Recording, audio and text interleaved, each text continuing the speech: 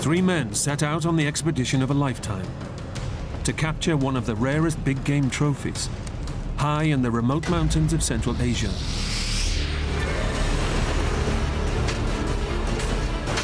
But instead of returning home in triumph, a raging blizzard traps them at 10,000 feet.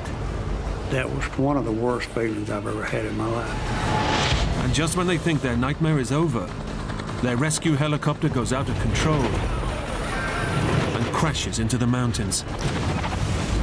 Stranded, they face frostbite, starvation, and death in the icy wilderness. If I don't walk out of here, these 100 people are going to be gone. You don't live through these kind of things.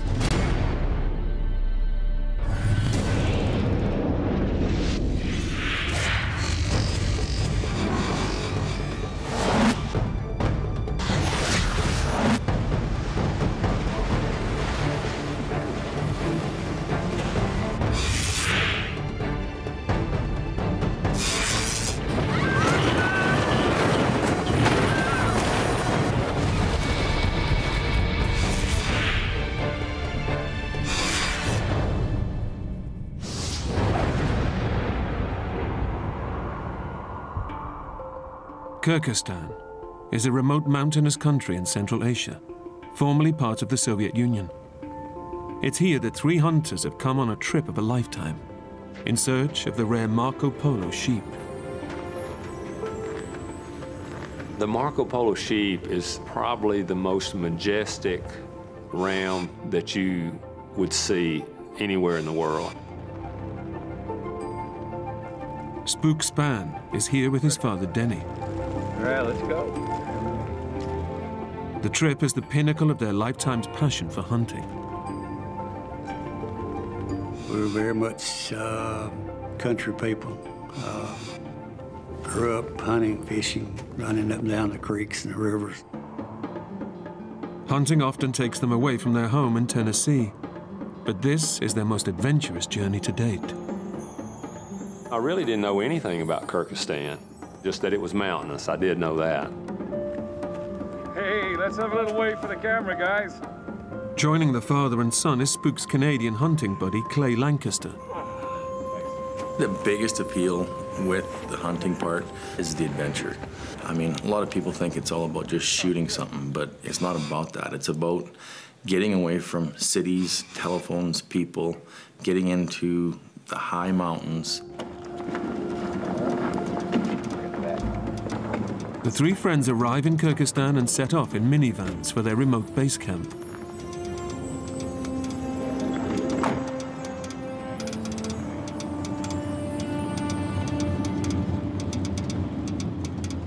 It's a whole 36 hours drive.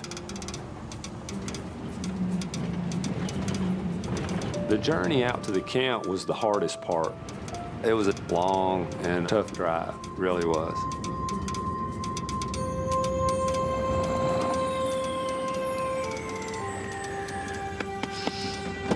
Come on, Clay, rise and shine.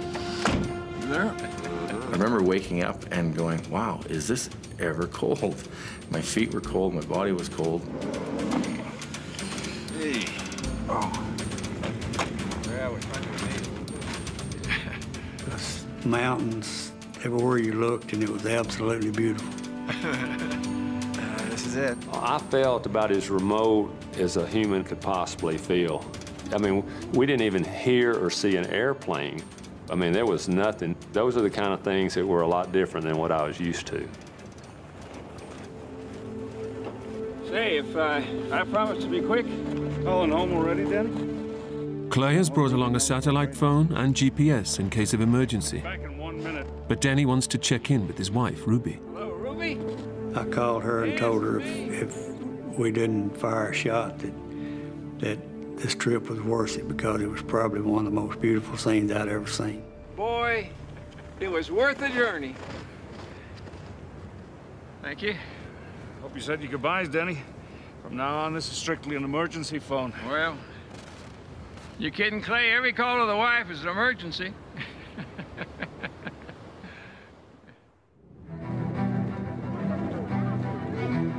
The hunters are on a tailor-made VIP tour, arranged in America.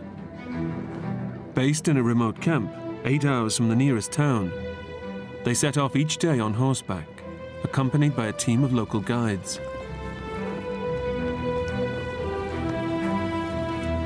They were extremely friendly, extremely proud of their country, and they really wanted to teach you stuff.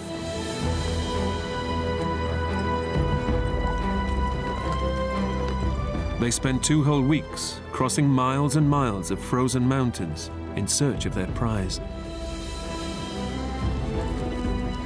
They are a real challenge to hunt because there's times when you're in, snow waist deep. Just days before their trip is over, the hunters get a sight of what they came for. Seeing that ram, I felt like I was dreaming. I didn't even feel like it was real. It was something that I dreamed about for years and years.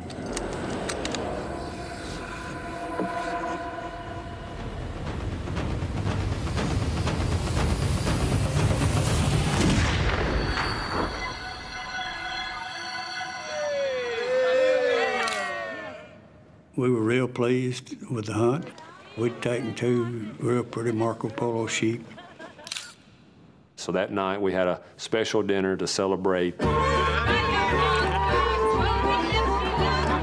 It's the final night of the hunt, and the locals are determined to send the guys off with a bang. I don't drink, so I was having a hard time. I told them no, no, no, no, no. Well, they just wouldn't accept no for an answer. So when they counted to 3 and they all threw it back, I just took the glass and threw it by the side of my ear and poured it out behind me and slammed it back down and shook my head just like it about killed me,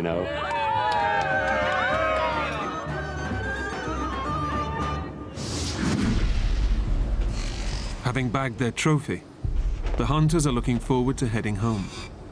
Dennie, Spook, and Clay leave base camp to travel on via the nearest town, over 300 miles away. But as they set off on the 8-hour journey, the weather begins to close in. It had snowed a bunch. The road that we came in on, you couldn't actually even see it anymore because the wind got blown. It filled the road right in. I walked out away from the van, and I remember making a mark in the snow.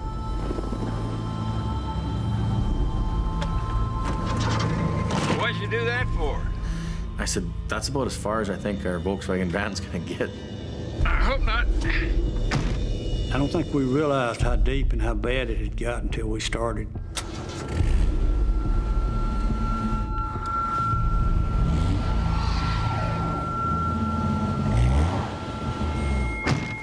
Jeez, even I was being optimistic. The snow is far too deep for the minivan, but the local guides now decide to carry on down the mountains to try and beat the oncoming blizzard. And then that's when they said, oh, you have to get in this other truck. And I remember thinking, surprise, surprise. It was an old military type vehicle. It was wide open, the wind's blowing right up your tailpipe. It wasn't real comfortable in the back of there. This was supposed to be, quote, VIP hunt, and that was part of what's supposed to make it so special. And we'd make a little joke about it, just having fun with it. It didn't feel like much of a VIP treatment. The truck heads off from base camp, but almost immediately, the snow from the blizzard begins to engulf their aging vehicle. But we didn't go a mile till we got stuck really bad. We had to get out and shovel the whole thing out, and we kept shoveling and getting the truck out.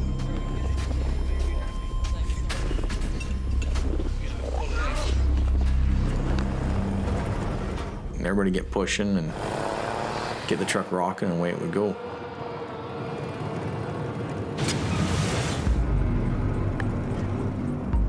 I've been driving a truck since I was, just a kid, and I guess I made the comment that I thought I could drive the truck through the snow.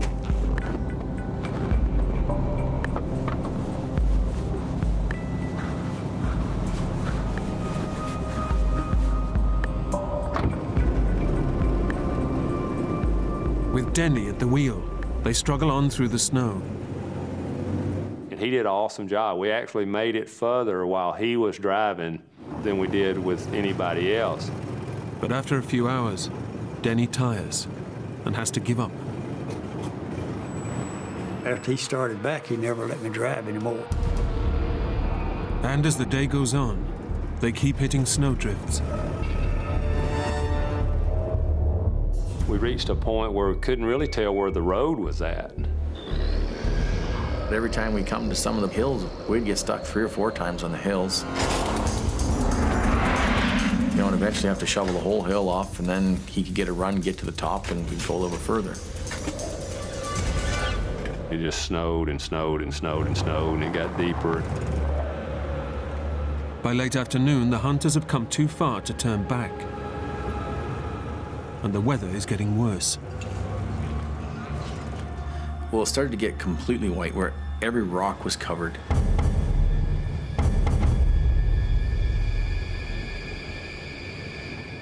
I mean, it was just solid white. The snow was snowing, and nothing looked familiar. You're in this huge, vast valley. We're getting stuck worse and worse and more and more. As the hours pass, the battle to make headway is taking its toll. The snow got so deep, you'd shovel it out and you wouldn't go 10 yards. We were just too exhausted to try to dig out anymore. I kept thinking, you know, this is starting to get to be a bad situation.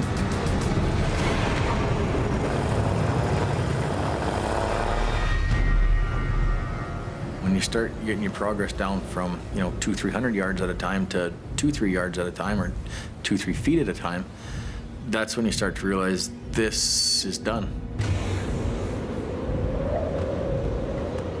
We're stuck, and where we're at right now is where we're going to stay.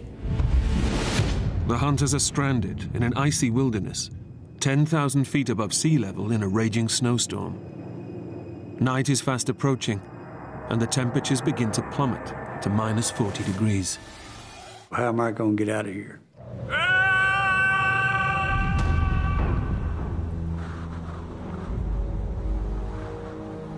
We decided just to stop and spend the night and wait and hopefully figure out a way to get out. That's when you're beginning to get a little bit apprehensive about, you know, how am I going to get out of here? The hunters know they have no option but to stay put in the middle of nowhere. It's gonna be one hell of a night for sure. It did get worse and became a real problem. As night falls, the temperatures plummet. Exposure to this extreme of cold can kill human beings within minutes. With just their snowsuits and a thin canvas, they have to huddle up to keep as warm as they can. I mean, it got down to, you know, somewhere around 30 to 40 below zero that night. The back of the truck was very crowded and it was very cold. It wasn't a fun, comfortable night by no means. I was apprehensive, scared about the cold, being out of food. It was hard. Maybe some sleeping bags out there. Dad is very, you know, compassionate, always thinking of other people. Somebody else. And he was worried about were they going to be warm enough. We gave them whatever they needed, socks, boots, you know, jackets, whatever we had that we didn't have on our body ourselves, we let them use. It's okay. As night wears on, the locals sense just how dangerous the situation is. They're getting a little worried. They live there all the time. They realize that people don't go out of their way to come save them, and there's no such thing as a search and rescue or anything like that.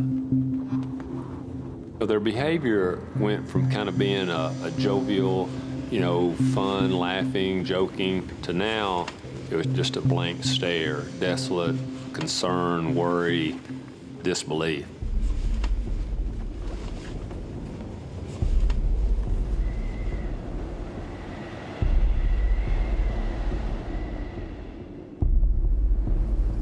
The hunters make it through a bitterly cold night. But dawn brings no let-up in the weather. And as Clay emerges from the truck, he's in for a shock.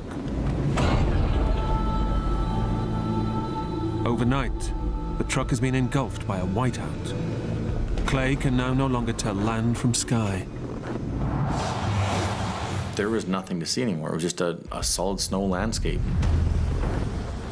You're in this huge, vast valley. Nobody really knows where they're at. That was a nerve-wracking feeling.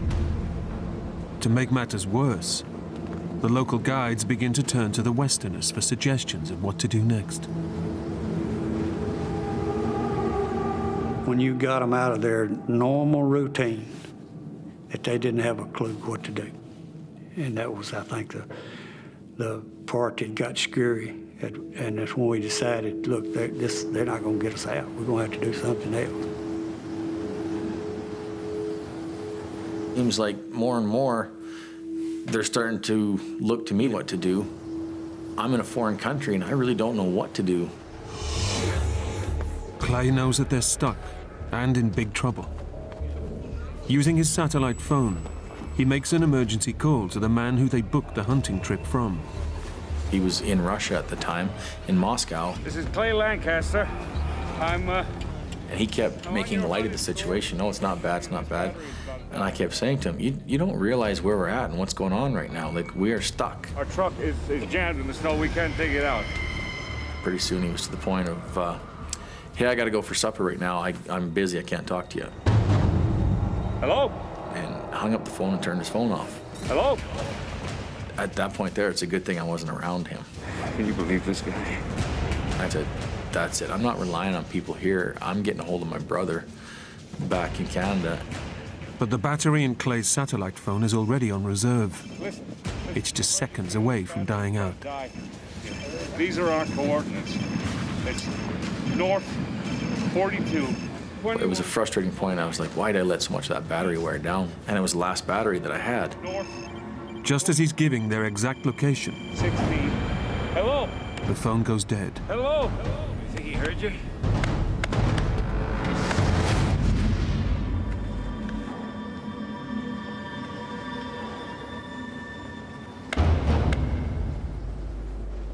With no phone, the hunters are now completely isolated. All they can do is hunker down and try to keep warm. Oh, thanks a lot. We kind of got into survival mode, I guess. Just thinking about Ruby. Human instincts for survival do kick in when you get into a situation that you have to do something to survive. The hunters and guides finish their last scraps of food. With nothing left to eat, they'll weaken and succumb to the cold more quickly. It's now been 24 hours since they left base camp, and they begin to doubt that they'll ever be rescued.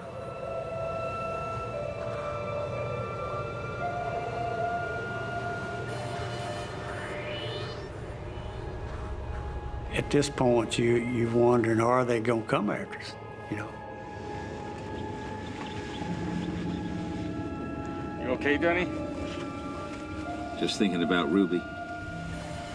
She's expecting me back tomorrow.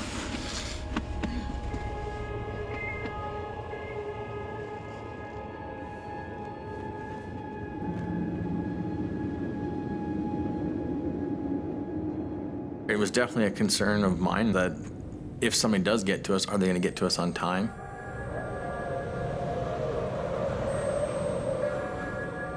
You're thinking about your kids, thinking about your family, your wife. I don't know, it's hard to stay motivated. I mean, you feel helpless. As the second night falls, the temperatures plummet again. And so does the mood in the truck.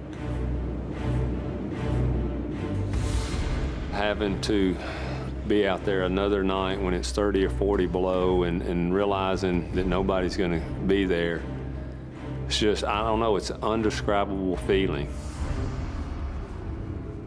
But despite everything, Clay is determined not to give up.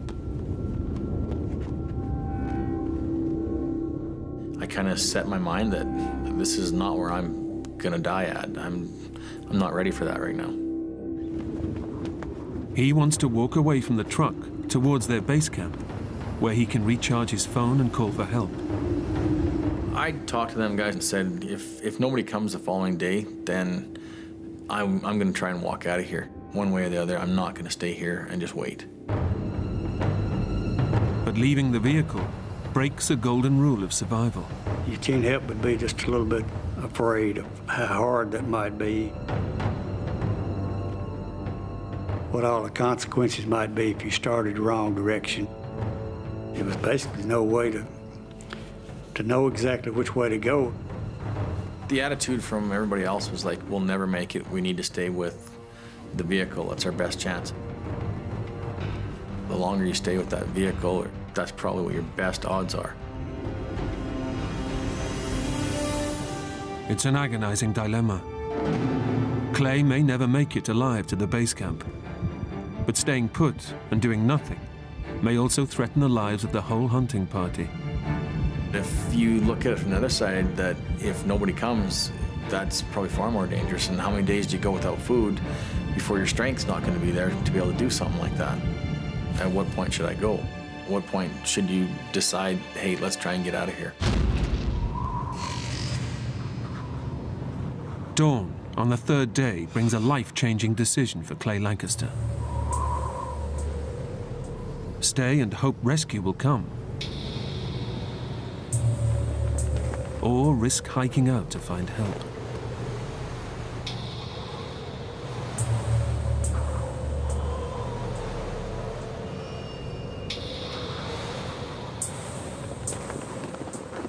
I thought to myself, okay, I'll give it to the end of today, and if nothing's happened by the end of today, then I'm walking. I definitely set it up in my mind that I was going to go. As the weather clears, Clay's decision to stay proves to be the right one.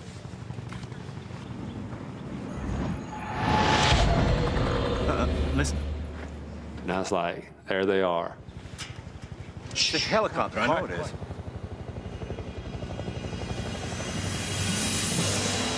Come on!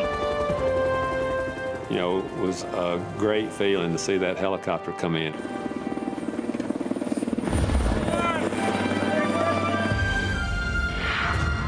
Clay's phone call of the previous day has got through. These are our coordinates.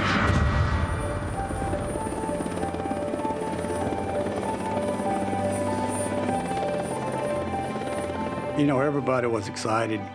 It was a thrilling moment, feeling of relief. After 36 hours out in the cold, the party has finally been rescued. It went from just miserable, cold and hungry, and all of a sudden, boom, all of it's gone. I remember looking at Spook and giving him a high five and going, it's about time. They've only eaten scraps of food in the last 2 days, and they're ravenously hungry. The food tasted really good. Dinner's gone. Right. And of course, they had their vodka. They always have vodka, you know. That's like water to them.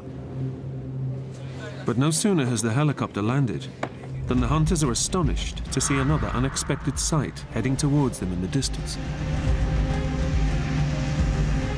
Then all of a sudden, here comes 3 snowmobiles. We didn't have a clue who they were, where they were coming from. It was like something you would see in a movie and you'd say, oh, that wouldn't really happen. These guys pull up, and the guys were from America. They spoke English. We were kind of really shocked to see English-speaking U.S. Border Patrol guys on snow machines where we were at. The Americans are on a training mission to help the Kyrgyzstan army, and they've been diverted to rescue the men. And they said, we're here to get you guys out. And said, we'll do whatever you want to do, any way you want to do it. Clay, Dennie, and Spook now have a crucial decision to make. Do they ride out overland with American military? Or take the much faster route On board the local Kyrgyzstani helicopter. What do you think? About a half hour ago, and we got some Kurds in bad shape. We were kind of anxious to get home. You're gonna be fine now. Yeah, I think so. Yeah. The three of us agreed, no, we'd stay on this helicopter and fly directly back to Bishkek, because that's where it was going to. So it'd save us at least a day. Decision made. The guides load up the chopper. But Spook notices it's carrying an enormous load. As I get on the helicopter, and I just had a brief thought of, you know, that's kind of weird, you know, all our gear is just piled up in the middle of the floor in the helicopter. It's not strapped down, it's just kind of stacked up.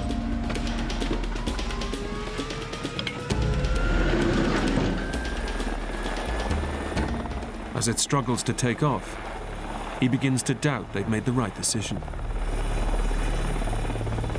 And I looked back at Clay and I said, do you think we're overloaded?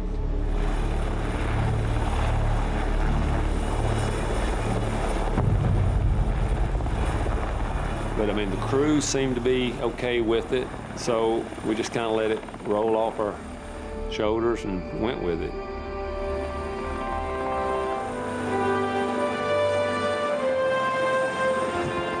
The pilot gets airborne, and finally the ordeal is over. The three friends are on their way home. I thought, great, we're finally going home.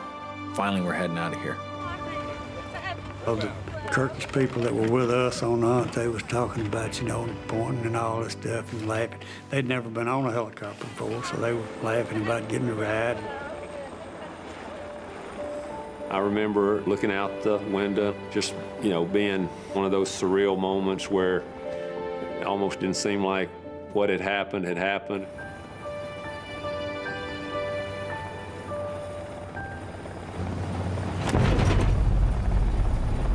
But as the helicopter makes its way over the mountains, it becomes clear something is wrong.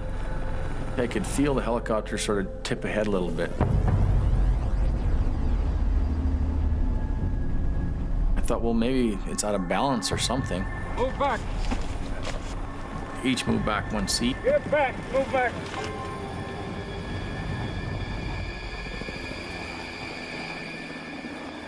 I remember looking back out of the window and still seemed like we were high up.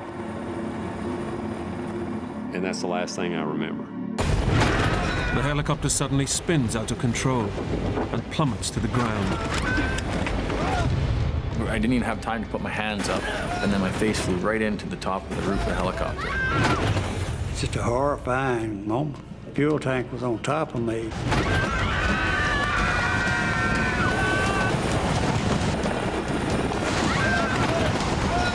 I remember all of a sudden going, that looks kind of close. And then boom, we hit.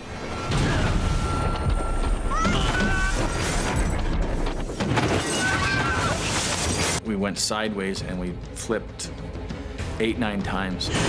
People were screaming and hollering and stuff was flying in every direction. These drums came past me and hit me a couple of times. Then all of a sudden we came to a sliding sort of stop.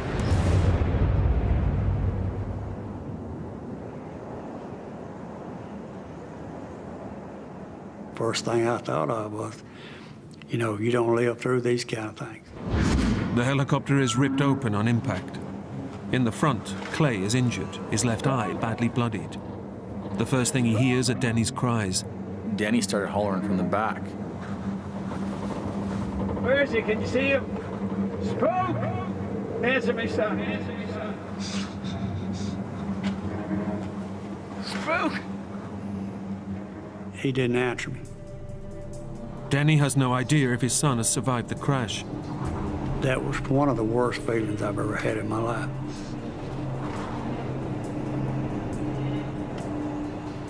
And I don't know whether it was 1 minute or 5 minutes or whatever it was. It seemed like an eternity. As I turned to my right, I seen Spook laying down beside me.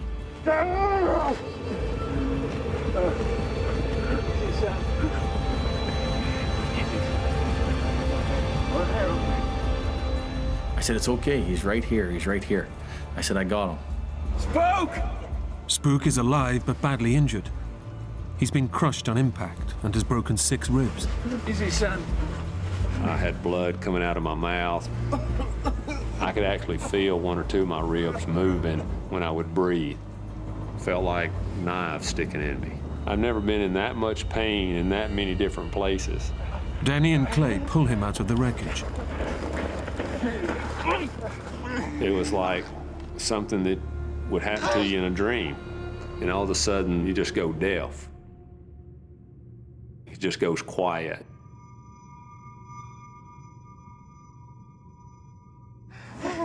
And it's only now Clay realizes that he too is badly injured. And I realized at that point there that I couldn't see anything out of my one eye. That eye.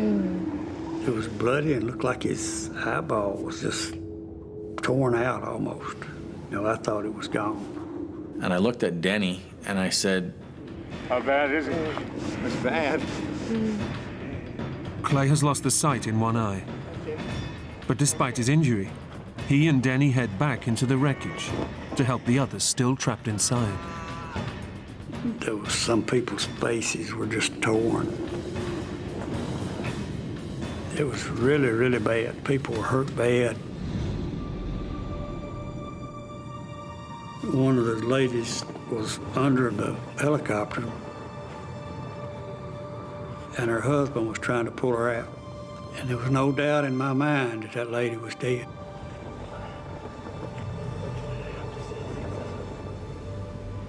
I don't remember how much time had passed, but he put her in his arms, carried her out, and he'd got her way away from the helicopter, and she was actually alive.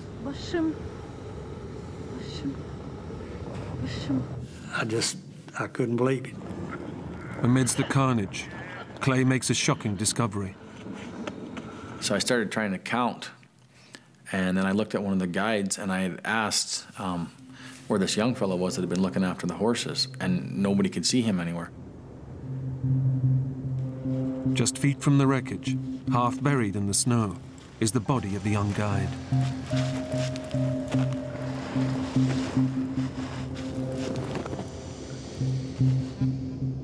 That was it, he was gone.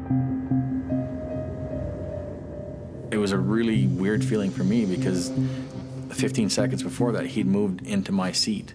Everybody, move back. I've thought about it many times since then. I've looked back on it, wondering and thinking what would happen if I hadn't moved.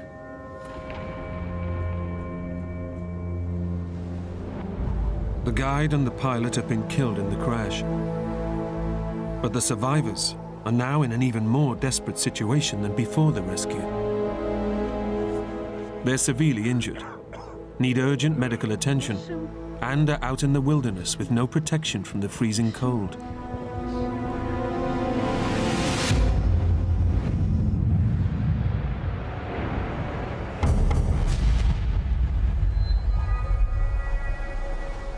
One of the ladies that was one of the cooks had really bad internal injuries, plus a broken pelvic bone. There was another fellow that was unconscious. He was breathing, he had a pulse and everything, but didn't seem to respond to anything at all. It was a sad feeling, and knowing that people were hurting like they were, and it didn't seem to be anything that you could do. They're totally stranded, and with no life left in the satellite phone, they have no communication with the outside world. And we knew that we had already run the battery down to dead. But Clay knows he can't give up. He has to do something. It's their only chance. I knew the battery was dead, but I was wearing wool pants. So I grabbed the battery and I just started rubbing it on my leg, trying to create some friction on it. Clay is hoping that the warmth from the friction will produce enough heat to recharge the battery. And I rubbed it, hour and a half kind of thing, and just kept rubbing it. And then I put it back on my phone, turned it on, and I pushed send. It produces the slimmest of lifelines. Hello? It went through to my brother. Hey, it's me again. And I said, helicopter crashed. and I got half the GPS coordinates of where we're at to him. Bro? And then the phone went dead. You still there? Bro? Bro? Did my brother catch it all? Did he write it down? I don't know.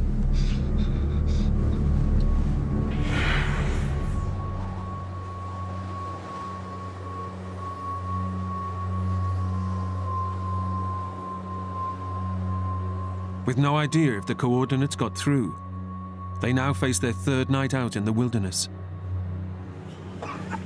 And Clay realizes Dennie is in extreme pain. You okay, Dennie?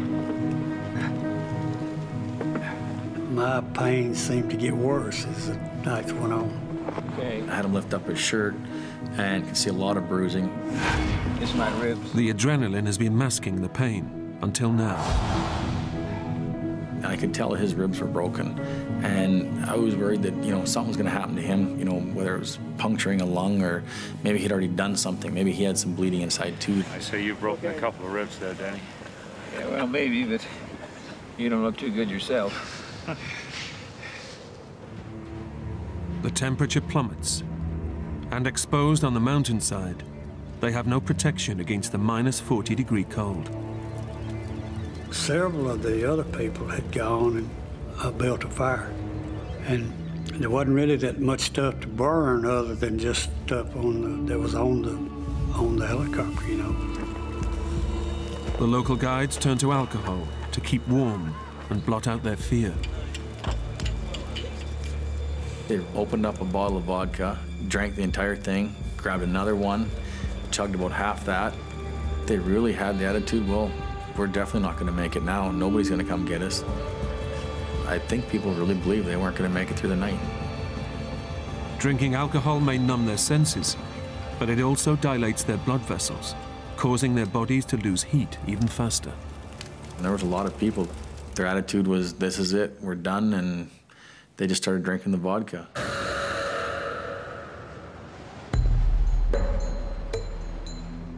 As night wears on, the fire begins to burn out.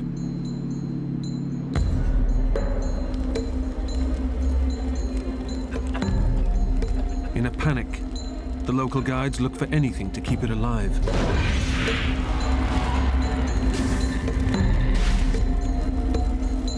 I see people start burning their clothes, throwing jackets in there and shoes and stuff. It was like crazy. They just couldn't cope with it. They didn't try to preserve anything for any later moments. I thought this is going to get really bad in a quick hurry. Clay decides he must act, or risk everyone dying on the mountainside. I'm not really good at sitting there and not doing anything. I don't really wait for anybody else to tell me what to do. I just go do it. But Clay himself is carrying an awful injury. I took a bunch of snow, cleaned off my eye the best that I could, and actually took some duct tape that I had there and just duct taped it up. He now realizes he has no option.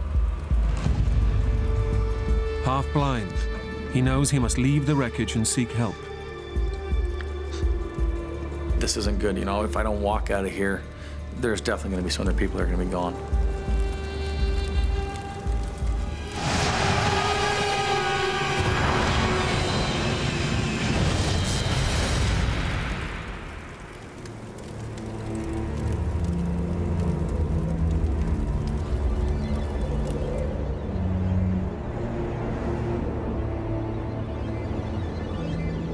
You sit and wait when it could be 2 or 3 days before somebody comes along.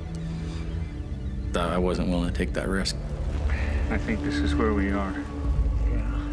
Spook and Dennie are too injured to go with Clay. You'd never make it. The one husband, he was extremely concerned about his wife. Take one of these guys with me. There's a real strong bond that as soon as I got to camp, I could see between the two of them. So I thought at that point, if we wait 2 or 3 days here, she's definitely not going to be here. And that's when I said to him, I go, tomorrow morning, you and I are going to have to walk out of here. And he really didn't want to lose her. He was broke down pretty hard. So that's when we made up our mind the next morning that we were taking off.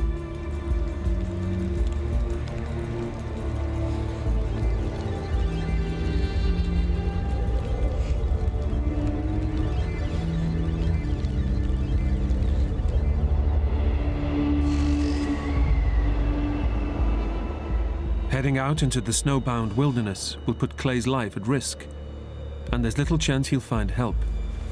But staying put could mean everyone perishing in the cold. There was a bunch of people saying, you know, don't go, don't go, don't go. I wasn't really into discussing it with anybody anymore. I went through the options in my mind, and I thought, if I don't go, then there really is going to be quite a few more people that are not going to make it. Clay makes up his mind to head out in search of rescue.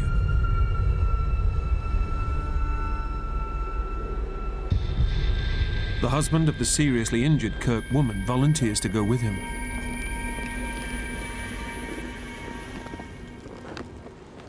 He took my gun, some shells, and, you know, they struck out. I was kind of nervous for him because that snow, you know, I mean, it was 2.5, 3 foot deep, and it's tough walking in that kind of conditions. Really tough. They head due north, hoping to find a local road and the remote chance of civilization. This is going to be a long, tiring day, and I'm not real optimistic about where I'm going to. But just when they think their plight can get no worse, they're hit by an almighty blizzard.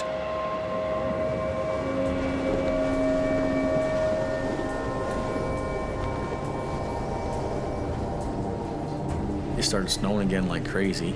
It was a complete whiteout blizzard.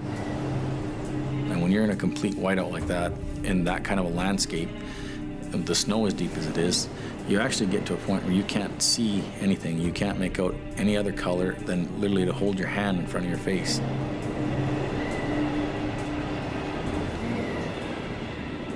I would walk, then I would stop and I'd reach in my pocket. I would take the compass out, and I would find I was going in a completely opposite direction than I thought. I thought I was walking in a perfectly straight line.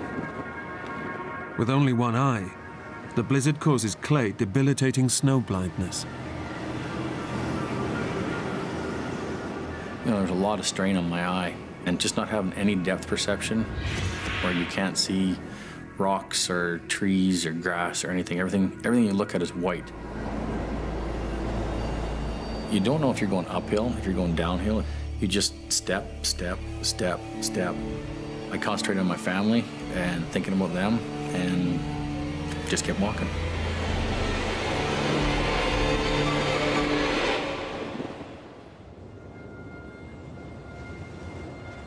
Back at the wreckage, Dennie and Spook can only wait and hope Clay will make it through. Seeing death around you, seeing people other people who you think may die within the next few hours, and being faced with the possibility that you may be one of those people. I had thoughts about, you know, missing out on my kids growing up, and, you know, all the things that you get to experience and enjoy as a father. Fishing trips, hunting trips, ball games, plays, you know, just watching them grow up. I love my wife dearly, and the thoughts of, you know, not getting to see her again, you know, race through your mind. It was the worst feeling, the worst moments that I've ever experienced.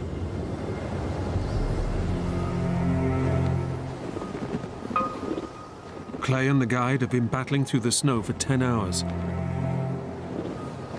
My legs didn't have the energy. Every time I'd step, I was like, take a deep breath, and it's just like picking up a chunk of lead.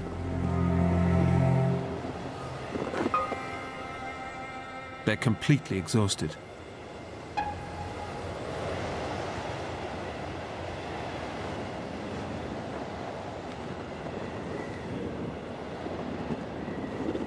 It was getting closer to dark,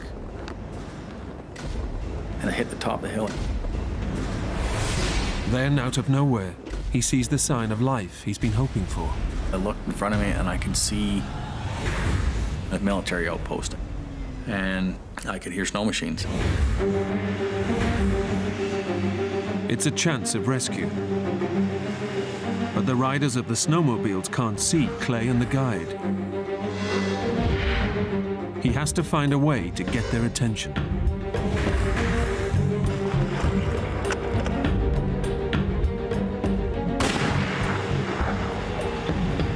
It didn't seem like it got anybody's attention. But Clay notices that one of the riders has stopped. He went to the back part of his machine, and I fired a shot back behind him. And I watched with my binoculars, and his head popped up. I fired a second shot. And they all kind of turned and looked back towards him. And I could see they seen me, and they all jumped on their machine and come roaring to where I was at.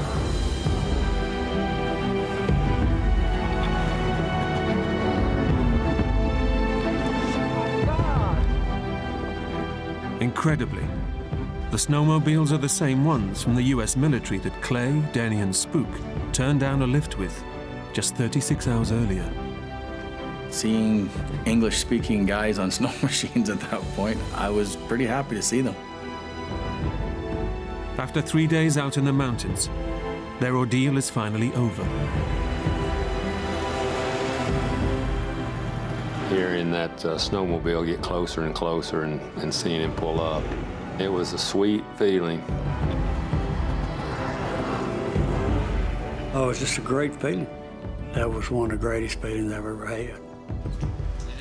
The hunters are flown to Hong Kong, where they receive medical treatment.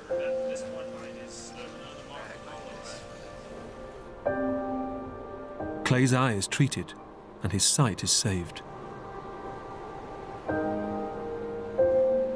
Do I still hunt like I did before? Yes. Probably with more respect for nature still, and with a big smile on my face that I'm still here to do it. I had a great love for life before the crash, and I have that same love for life afterwards. I'm a very blessed man. Not only to get out of a helicopter crash, but to have great people to come home to.